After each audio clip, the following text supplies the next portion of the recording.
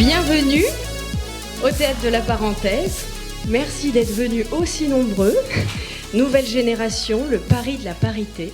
Quelle perception les gens, pas simplement les femmes, mais quelle perception les gens dans leur travail ont de cette question-là? C'est un axe principal qu'on oublie complètement, à travers lequel on regarde constamment et qui est l'axe du regard masculin porté sur le monde. La vraie violence, c'est celle qui est renvoyée aux femmes, c'est les empêchements, c'est les obstacles, c'est le plafond de verre. Je n'avais pas le choix que de faire un parcours sans faute. Pour moi, le rapport homme-femme, c'est un rapport non dialectique. Et ce qui est opprimé actuellement dans cette société, c'est pas les femmes, c'est le féminin.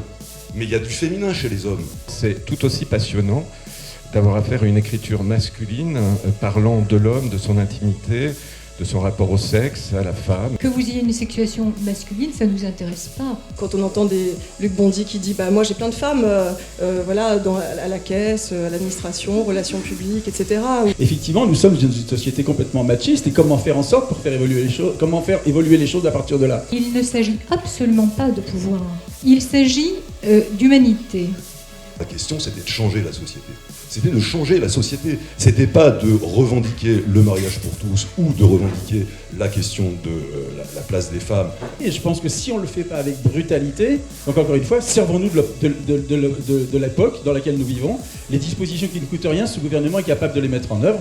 Accompagnons-le. Donc on n'avait plus simplement cette projection de elle va être moins bonne parce que c'est une femme et elle a un physique de femme. Donc c'est pas une question de féminin-masculin. Je ne pense pas qu'une femme, par sa nature féminine, va changer quelque chose à un système de pouvoir et à une mécanique de pouvoir. Donc on voit souvent d'ailleurs les rôles des femmes dans les pièces en tant que comédienne, on le sait, c'est souvent assez déprimant, il faut bien le dire. Je ne parle même pas du cinéma et de la télévision parce que là on pleure. Les comités d'experts par exemple.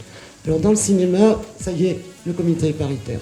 Dans l'édition, ça y est, le comité est paritaire depuis 1 an, depuis 2 ans. Je crois que le meilleur moyen pour trancher la question, c'est d'arriver à la parité, qu'il y ait autant d'hommes que de femmes partout, et là on verra ce qui se passe. On verra si c'est mieux ou c'est moins bien.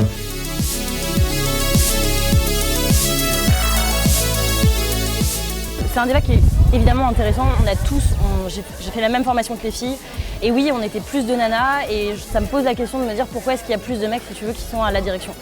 Après, là où il faut être vigilant, c'est de ne pas tomber dans quelque chose qui soit stigmatisant. J'ai la sensation que, en fait, un débat sur la parité consiste à classer les gens de manière sexuée. Et moi, j'en ai rien à foutre de savoir si les gens sont des hommes ou des femmes dans leur travail. Ce qui m'intéresse, c'est est-ce que leur travail est bon. Ce qui m'est apparu quand même dans ce débat, c'est que la question n'est absolument pas évidente et que dès lors que l'on aborde la question d'une politique coercitive, de la politique des quotas, eh ben, ça fait toujours débat et je pense que le combat ne fait que commencer et qu'il est absolument indispensable de mener une politique volontariste et de rééquilibrage pour plus d'égalité.